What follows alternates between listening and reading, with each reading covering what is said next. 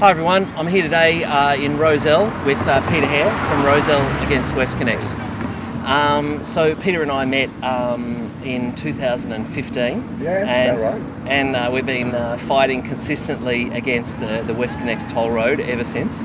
I think the energy hasn't been quite as there in the last few years as it's proceeded. But we organised protests, we ran petitions, we had public meetings, we've written articles.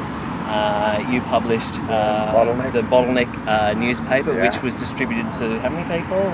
60,000 60,000 copies. Yeah. I wrote a couple of little pieces for it. Speaking at parliamentary inquiries and doing everything we can to try to stop this project. Peter's extremely hardworking and dedicated opponent to the project, and we developed a good friendship over this fight over the years. That's maybe one good thing that's come out of it. It's a positive, yeah. So tell me, Peter, what's going on here? These ugly things that you see in the background are three unfiltered exhaust sacs, and their job is to gather all of the pollution from Haberfield and Ashfield and when West Harbour Tunnel was built, from Camaray and from those, and Homebush as well. It all gets pumped along all of those tunnels and it all gets spewed out here. It's unfiltered, it's carcinogenic, it's definitely going to be responsible for the premature deaths, unfortunately, of thousands of people, I would think. And so I'm really pissed off about it, actually. Right. How have you been treated in this process? Pretty shabbily, really. The whole community engagement process was really just a farce. It was just simply a box-ticking exercise. I did convene one public meeting, and the project manager of this project refused to attend if there were speakers at the table who were opposed to WestConnex. So he wanted free rein, or he was not going to turn up.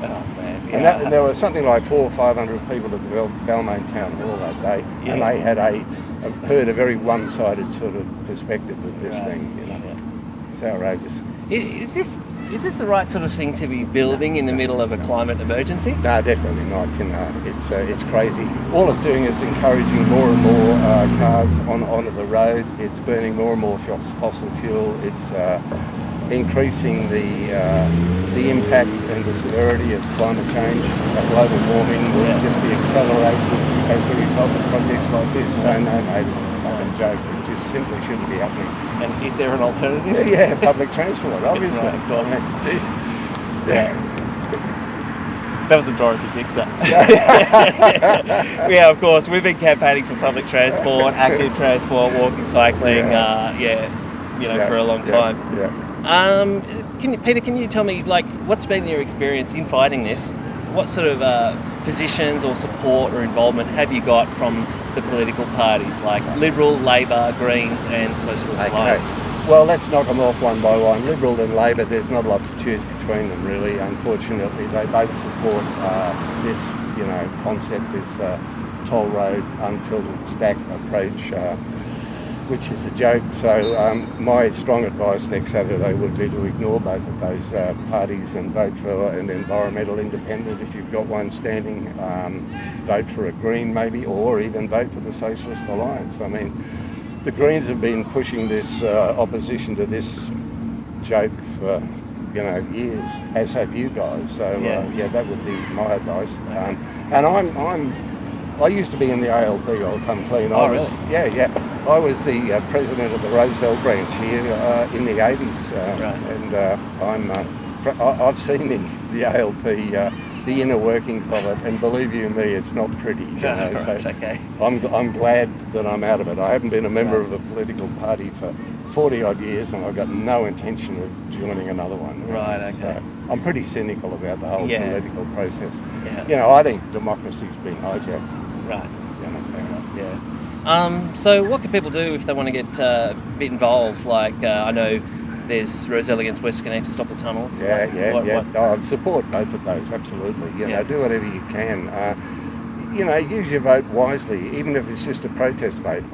I don't think we're going to see a Socialist Alliance candidate elected into the House of Representatives. Yeah. But it's a bloody good opportunity to register a protest vote. So, Right. support the Greens, support environmentally minded candidates, support the Socialist Alliance. Use your vote. It's really important. If you're going to preference, can you waste your preference? What should you do when you're preferencing? Okay, well, you've got to fill in all the boxes. So don't just sort of go so far and say, well, I hate you lot, I'm not putting my name down, because all you're doing then is voting informally. So with the House of Reps, you've got to number all the boxes. Right. Obviously, you've got your United Australia Party and, the loonies that are sort of, warrant being at the bottom of the ticket, but just above the loonies, I'd be putting Liberal and Labor. Right. And Labor before Liberal? Oh, you'd have to say that. Yeah. You'd have to say that. Yeah. All right. Well, thank you so much for your time today, Peter. It's been great to talk. Yeah, Cheers. good on you, mate. No worries. Thank Cheers. you. Bye. Authorised by Pete Boyle for Socialist Alliance, Ultimo, New South Wales.